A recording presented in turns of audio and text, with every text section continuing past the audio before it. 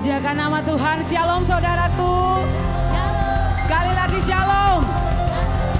Haleluya. Mari kita berikan kemuliaan untuk Tuhan kita. Yesus Kristus layak disanjung tinggi. Kita bangga karena Tuhan kita tidak hanya mati di tiang kayu salib, tapi Dia juga bangkit dan mengalahkan maut untuk menebus kita dan memberikan keselamatan untuk kita. Sebab itu firman Tuhan di dalam pertama Korintus 15 ayat 17 berkata, dan jika Kristus tidak dibangkitkan, maka sia-sialah kepercayaan kamu dan kamu masih hidup dalam dosamu. Mari kita semua bangkit berdiri dan satu dalam doa. Haleluya. Terpujilah Engkau Allah yang maha besar, Allah dalam nama Yesus Kristus yang mati, bangkit dan berikan kepada kami keselamatan. Kami bersyukur kepadamu Tuhan, karena Engkaulah Allah segala-galanya bagi kehidupan kami. Kami mau menyanjung Engkau lebih tinggi daripada segala-galanya Tuhan. Kami percaya kepadamu Tuhan, kuasa-Mu yang memberikan kemenangan pada kami, kebangkitan-Mu yang menyelamatkan kami dari dosa-dosa kami. Kami siap untuk menyanjung Engkau, memberikan pengagungan bagi-Mu Tuhan. Ini kehidupan kami Tuhan. Kami tabiskan ibadah di pagi hari ini di dalam nama Tuhan Yesus Kristus, penolong kami, juru selamat kami. Haleluya. Amin. Selamat beribadah. Tuhan Yesus memberkati. Allah bangkit, bersoraklah. Allah bangkit, bernyanyilah. Musuh dikalahkan, umatnya dibebaskan. Allah dahsyat di tempat duduk.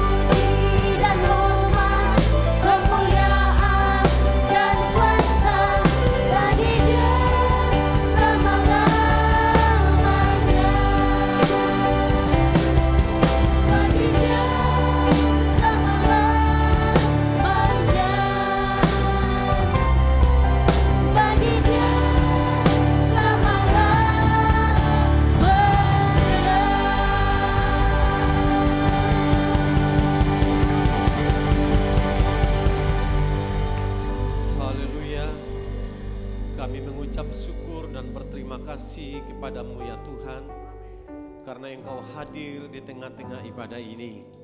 Dan sangat kami percaya ketika Tuhan hadir, sesuatu akan terjadi dalam perayaan kebangkitan-Mu. Kami bangga memiliki Tuhan yang selalu setia. Bahkan kami sangat bangga karena Engkau boleh datang ke tengah dunia ini di saat kami hidup hancur dan kami menyakiti hati-Mu. Tapi Tuhan mencari setiap kami. Tuhan mengampuni kami. Engkau mati bagi dosa-dosa kami. Tapi maut tidak berkuasa menahan Engkau, sehingga Engkau boleh bangkit dari antara orang mati. Dan hari ini kami boleh merayakan kebangkitan Tuhan sebagai bukti nyata bahwa Allah yang kami sembah adalah Allah yang berkuasa, yang tidak bisa disandingkan dengan siapapun di dunia ini. Allah kami luar biasa, dan karena itu kami bersyukur dan berterima kasih di ibadah perayaan kebangkitan-Mu. Hamba berdoa supaya biar kuasa kebangkitan itu dinikmati oleh setiap kami, dinikmati oleh setiap orang yang percaya, dinikmati setiap orang yang memiliki iman kepada-Mu. Dan kami siap mendengarkan kebenaran firman. Dalam nama Yesus, firman yang hidup, kami berdoa dan bersyukur kepada Bapa di surga. Haleluya. Amin. Amin. Puji Tuhan. Baik, shalom. Kita bersyukur pada kesempatan ini di mana Tuhan izinkan kita sekali lagi di tahun 2025 ini kita kembali merayakan tentang hari kebangkitan Kristus, yang saya tentu percaya bahwa perayaan ini menjadi sebuah perayaan yang bukan pertama kali, tetapi kita sudah berulang kali melaksanakannya, dan diharapkan agar supaya setiap saudara, setiap kita semua yang selalu merayakan hari kebangkitan Kristus itu, kita boleh dapat merasakan kuasa dari kebangkitannya. Dan karena itu pada kesempatan yang berbahagia ini, saya akan mengajak kita semua untuk membuka kebenaran firman Tuhan yang terambil di dalam kitab Roma pasal yang ke-8 pada ayat yang ke-11. Roma pasal 8 pada ayat yang ke-11, firman Allah berkata begini, dan jika roh Dia yang telah membangkitkan Yesus dari antara orang mati diam di dalam kamu, maka Ia yang telah membangkitkan Kristus Yesus dari antara orang mati akan menghidupkan juga tubuhmu yang fana itu oleh rohnya yang diam di dalam kamu. Saudara yang dikasihi Tuhan, teks ini menarik ketika kita coba renungkan bersama-sama, di mana digambarkan atau Paulus coba untuk mengurutkan bahwa jika roh Dia, roh Yesus yang telah membangkitkan Yesus dari antara orang mati diam di dalam kamu, maka Ia yang telah membangkitkan Kristus dari antara orang mati akan menghidupkan juga tubuhmu yang fana oleh rohnya yang diam di dalam kamu. Jadi intinya adalah bahwa kebangkitan Kristus adalah merupakan satu tanda bahwa maut tidak berkuasa menahannya. Hal yang kedua yang ingin saya sampaikan bahwa kebangkitan Kristus menjadi bukti nyata dari pernyataan ketika dia masih hidup dan mengatakan bahwa dia akan bangkit pada hari yang ketiga. Artinya penggenapan dari apa yang dia sampaikan sebelumnya itu terjadi. Sekalipun beberapa murid bahkan tidak memahami setiap pernyataan Yesus pada waktu dia masih hidup dan bercakap-cakap dengan mereka, dan mereka tidak mengerti dengan baik apa maksud pernyataan-pernyataannya. Tapi ketika dia bangkit dari antara orang mati, sebagian kemudian mulai sadar, walaupun sebagian juga masih belum percaya bahwa Yesus yang mati kemudian bangkit dari antara orang mati. Dan memunculkan di antara murid-murid ada keraguan. Sehingga termasuk kalau kita kemudian mengatakan dalam contoh kasus salah seorang yang namanya Thomas, kemudian dia tidak percaya apakah benar Yesus sudah bangkit. Dan karena itu dia akan mencari percaya kalau benar-benar dia melihat ciri atau tanda dari luka yang ada pada tangannya. Jadi ini menggambarkan kepada kita bahwa sesungguhnya sekalipun mungkin ada keraguan-raguan yang ada pada murid-muridnya, sekalipun demikian, tapi Yesus tetap ingin menunjukkan, membuktikan benar dia yang telah mati dan bangkit dari antara orang mati. Nah, teks ini juga ingin saya sampaikan bahwa benar-benar kebangkitan Kristus mentransformasi kehidupan. Dan hari ini saya ingin bicara tentang kuasa kebangkitan Kristus mentransformasi hidup. Kuasa kebangkitan Kristus mentransformasi hidup. Paskah bukan sekadar peringatan sejarah yang tadi sudah saya sampaikan berulang kali kita melaksanakannya.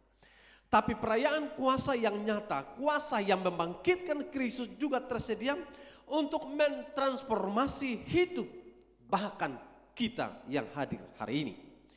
Kuasa itu bukan hanya untuk membawa kita ke surga, tapi juga mengubah hidup kita di dunia ini. Jadi jangan sampai kemudian kita berpikir bahwa kuasa kebangkitan Kristus hanya manfaatnya pada kekekalan. Benar bagi kita yang percaya, tetapi juga bermanfaat selama kita masih ada di dunia ini. Transformasi adalah sebuah perubahan yang memang akan terjadi secara bertahap, dan dalam beberapa pengertian kata transformasi berarti berubah bentuk yang lebih modern. Dalam beberapa terjemahan ada juga yang kemudian mengatakan bahwa transformasi adalah perubahan total dan menyeluruh dalam hidup seseorang, mulai dari cara berpikir, sikap hati, sampai pada tindakan sehari-hari. Transformasi hidup bukan hanya sekadar perubahan luar, sesuatu yang nampak dari luar. Tapi transformasi hidup adalah sebuah perubahan yang terjadi bahkan ke dalam diri yang tidak orang lain ketahui, yang tidak orang lain tahu. Tetapi mulai mengalami perubahan dari dalam, mulai dari hal-hal dari yang kecil, kebiasaan-kebiasaan yang kecil, sampai kepada kebiasaan-kebiasaan yang besar, mulai mengalami perubahan. Jadi istilahnya bahwa transformasi adalah sebuah perubahan yang mengarah kepada sebuah kehidupan yang jauh lebih baik dari sebelumnya. Kalau disebut transformasi hidup tetapi tanpa ada perubahan, maka dia belum dikenal dengan yang namanya transformasi hidup. Dia masih ada pada keadaan yang monoton. Masih tetap sama, iramanya masih tetap sama. Transformasi hidup harus mengalami sesuatu yang berubah. Sehingga dengan demikian maka kita percaya bahwa setiap orang yang percaya akan mengalami yang namanya perubahan identitas. Atau katakanlah bahwa setiap orang yang percaya kebangkitan Kristus mengubah identitas. Kita belajar bersama dalam 2 Korintus pasal 5 ayat yang ke-17 dikatakan, jadi siapa yang ada di dalam Kristus, ia adalah ciptaan baru. Yang lama sudah berlalu, sesungguhnya yang baru sudah datang. Jadi pada waktu kita percaya akan kuasa kebangkitan Kristus, maka kita mengalami sebuah perubahan identitas. Semua orang yang ada di dunia ini memiliki keinginan untuk mengalami sebuah perubahan identitas. Dan karena itu banyak orang yang mencari identitas dengan berbagai cara. Karena itu saudaraku, apa yang kemudian Paulus sampaikan dalam catatan 2 Korintus pasal yang ke-5 ayat yang ke-17 kepada jemaat yang ada di Korintus. Mereka adalah orang-orang yang harus telah mengalami transformasi hidup. Dan setiap orang yang telah mengalami transformasi hidup, dia akan mengatakan bahwa sekarang dia telah menjadi ciptaan baru. Dia sudah menjadi manusia yang baru. Dan dikatakan, yang lama sudah berlalu, sesungguhnya yang baru sudah datang.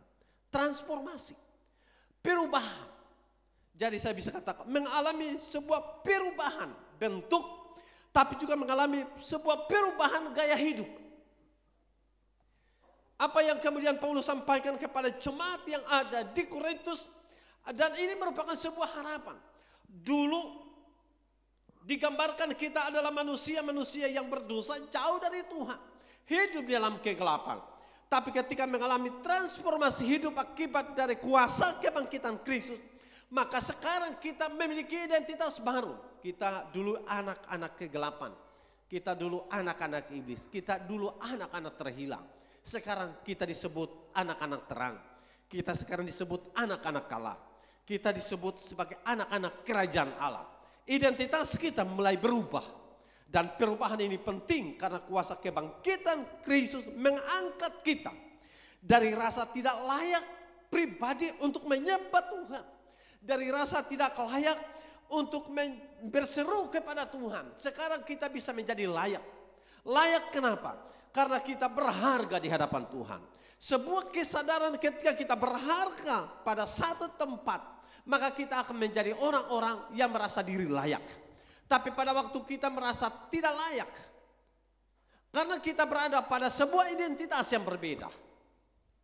Dan pada waktu kita memiliki identitas dulu, hidup di dalam dosa, hidup dalam kegelapan, kita menjadi pribadi yang tidak layak untuk bisa memuji Tuhan, untuk bisa menyembah Tuhan.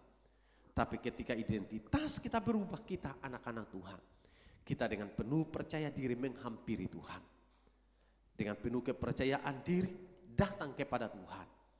Dan akhirnya kita bisa dapat membawa hidup ini kepada Tuhan, serta mengarahkan hidup ini untuk memuji dan mempermuliakan Tuhan. Sebuah kelayakan dinikmati oleh saudara dan saya. Kenapa ini terjadi? Karena identitas kita telah berubah. Yang kedua, yang ingin saya sampaikan bahwa kebangkitan Kristus memberi kuasa untuk mengubah cara kita menjalani hidup. Nah, ini penting saya ingin sampaikan buat kita semua, bahwa kebangkitan Kristus mengubah cara kita menjalani hidup. Dalam Roma pasal 6 ayat yang keempat, firman Allah mengatakan begini. Roma pasal 6 ayat yang keempat dikatakan begini.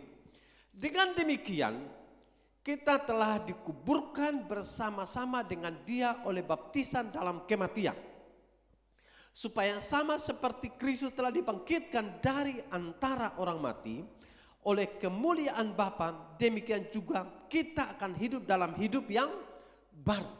Jadi cara kita hidup menjadi berbeda dengan cara di mana kita hidup sebelum mengalami transformasi hidup. Contoh saja, pada waktu kita belum mengalami transformasi hidup, maka kita banyak orang dalam pengalaman menghabiskan banyak waktu ada di pinggiran jalan. Kalau saudara ke kota dan ke pasar, saudara akan temukan bagaimana ada sekelompok orang yang hidup di pinggiran-pinggiran pasar dengan terlihat hidup tanpa ada etika. Cara mereka berkata-kata dengan tidak sopan. Bahkan perilaku kehidupan mereka jauh dari tuntutan hidup sebagaimana orang yang bermoral. Hidup mereka masih terbawa dengan sebuah kehidupan yang saya sekali lagi katakan kehidupan yang lama dengan pola hidup yang belum berubah. Tapi perhatikan, ketika seseorang telah mengalami transformasi hidup, maka perjalanan iman dia, cara dia hidup akan menjadi sebuah cara hidup yang jauh lebih berbeda dan akhirnya memaknai perjalanan hidup dengan penuh tanggung jawab. Berbeda dengan banyak orang yang menjalani hidup tanpa memikirkan ending dari perjalanannya. Kita hari-hari ini karena memaknai bahwa dengan kuasa kebangkitan Kristus mengubah cara kita hidup, menjalani cara hidup kita hidup. Nah, apa yang kemudian banyak orang jalani? Mereka hanya jalan asal-asalan. Mereka tanpa arah yang pasti. Bahkan beberapa waktu yang lalu saya sempat singgung, kalau mereka tergantung rantai dengan mainan salib yang besar, tapi mereka tidak memaknai semua itu. Hanya sebatas simbol semata. Zaman ini pun juga sama, kekristenan bukan lagi sebagai ciri anak-anak Tuhan, tapi menjadikan kekristenan sebagai bentuk dari identitas bahwa KTP dia ada dicantumkan nama agama. Perjanjian baru pada awal-awal gereja Tuhan, kata Kristen itu muncul karena di belakang dasar yang kuat adalah kata Kristen adalah pengikut Kristus. Sekarang kemudian situasi ini saya tentu percaya berubah. Kata Kristen bukan lagi menjadi pengikut Kristus tetapi berlabel sebagai agama. Tuhan tidak datang membawa agama. Berbeda dengan banyak nabi yang kemudian pengikutnya mendemonstrasikan atau katakanlah mengkampanyekan dia datang membawa agama. Kristus tidak datang membawa agama.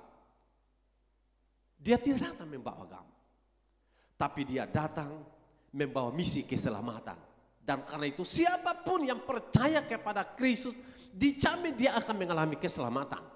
Pada waktu dia percaya sungguh kepada Kristus, dia hidup seturut dengan kehendak Kristus, maka saya percaya jaminan atau tiket masuk surga menjadi bagian baginya. Karena Kristus tidak datang membawa agama. Nah, kita juga perhatikan bahwa tata cara kehidupan kita akan menunjukkan siapa kita. Karena itu apa yang tadi saya sampaikan bahwa kebangkitan Kristus mengubah cara kita menjalani hidup. Yang saya ingin maksudkan bahwa kita tidak akan lagi terpola dengan situasi yang kita alami. Sambil menghubungkannya dengan karakter Kristus atau kesetiaan Kristus atau perhatian Kristus yang seakan-akan situasi kita yang kita alami, situasi yang sulit, situasi sakit, situasi penderitaan, kita menghubungkannya dengan kesetiaan Kristus. Saya ingin mengatakan bahwa Tuhan tidak berubah dengan kesetiaannya. Kasihnya tidak berubah dulu, sekarang dan selamanya. Situasi kita boleh berubah kapan saja. Hari ini kita sehat, beberapa waktu kemudian bisa kita sakit. Tapi itu tidak berarti kesetiaan Tuhan itu berubah akibat karena kita sakit. Kesetiaan tidak berubah dulu, sekarang dan selamanya. Artinya situasi kita hari-hari ini yang kita alami, jangan sampai kemudian kita mengubah menjalani cara hidup. Sekali lagi, poin yang ingin saya sampaikan bahwa segala dinamika perjalanan kehidupan kita, entah sehat, entah sakit, entah kekurangan, entah dalam kelimpahan, entah baik atau buruk, sekali lagi ingin saya sampaikan bahwa jangan sampai mengubah cara di mana kita menjalani hidup. kita harus tetap sepakat dan mengatakan bahwa karena kuasa kebangkitan Kristus telah mentransformasi saya, maka apapun keadaan yang saya alami hari-hari ini, saya akan tetap menjalani hidup ini. Karena saya tahu Tuhan tidak pernah berubah. Yang ketiga yang ingin saya sampaikan bahwa dengan kuasa kebangkitan Kristus, maka mengubah tujuan hidup kita. Galatia pasal 2 ayat yang ke-20 dikatakan begini. Namun aku hidup, tetapi bukan lagi aku sendiri yang hidup, melainkan Kristus yang hidup di dalam aku. Dan hidupku yang kuhidupi sekarang di dalam daging adalah hidup oleh iman dalam Anak Allah yang telah mengasihi aku dan menyerahkan dirinya untuk aku. Jadi Paulus mengatakan bahwa kalau dulu dia menganggap hidupnya sangat berpengaruh. Dia menganggap punya power. Dia menganggap punya kuasa. Tetapi ketika dia mengenal Kristus, dia tidak lagi menonjolkan dirinya. Tapi di dalam dirinya yang dia tampilkan adalah Kristus. Gayanya atau karakternya yang ditonjolkan, yang ditampilkan adalah Kristus, bukan dirinya lagi. Sehingga dia mengatakan, aku hidup, tetapi bukan lagi aku sendiri yang hidup, melainkan Kristus yang hidup di dalam aku. Jadi hidup kita sekarang bukan untuk kesenangan diri, hidup kita sekarang bukan untuk kepentingan kita, tapi hidup kita adalah bagaimana menyenangkan Tuhan. Kita dipanggil menjadi terang dan garam, kita dipanggil untuk menjadi saksi, kita dipanggil untuk menunjukkan kepada dunia tentang kuasa kebangkitan Kristus.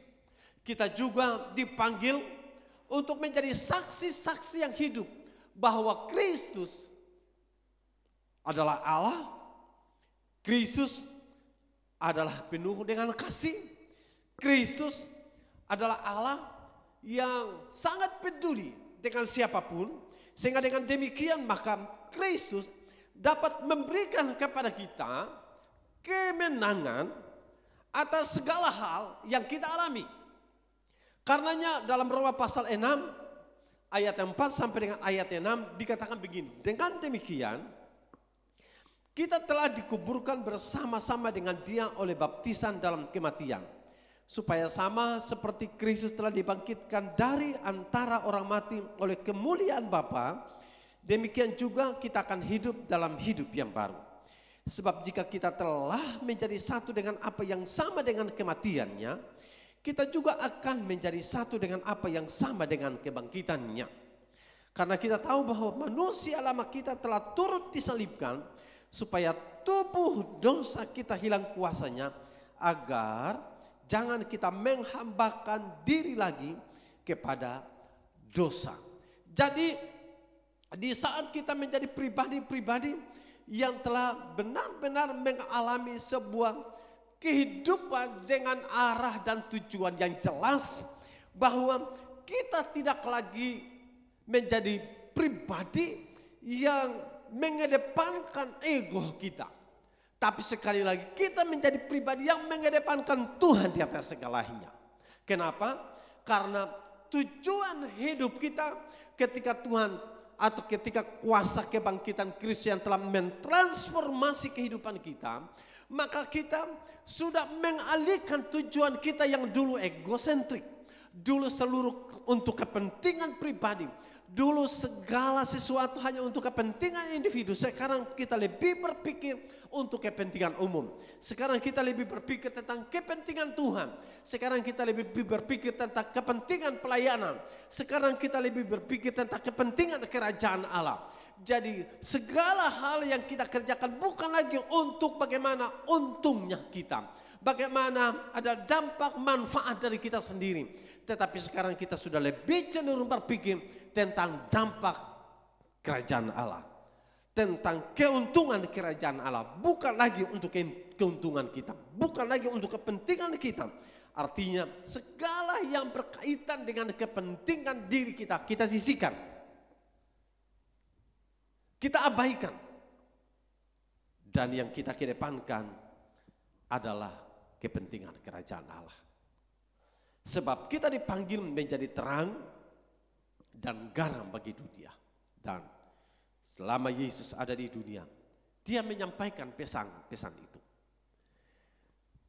Mengakhiri bagian ini saya ingin menyatakan bahwa orang yang mengalami transformasi hidup karena mereka percaya akan kuasa kebangkitan Kristus. Sekali lagi, orang yang mengalami transformasi hidup karena mereka percaya akan kuasa kebangkitan Kristus.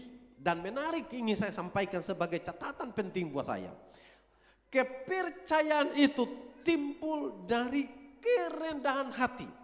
Sehingga Tuhan membukakan berkat karunia, pengertian tentang keagungan Tuhan yang tak terbatas. Jadi ending dari semuanya ini adalah bahwa kalau kita telah mengalami kuasa kebangkitan Kristus, maka kita juga percaya transformasi hidup akan menjadi bagian buat saya dan saudara. Bagi saudara yang percaya akan kebangkitan Kristus, biarkan dirimu untuk mengalami transformasi. Karena di saat kita mengalami transformasi, kita akan menjadi pribadi-pribadi yang akan menjalani kehidupan berbeda dari sebelumnya. Kita akan menjadi pribadi-pribadi yang akhirnya menjadi berkat bagi kemuliaan nama Tuhan. Tuhan Yesus memberkati kita semua. Kita tunduk kepala dan kita berdoa.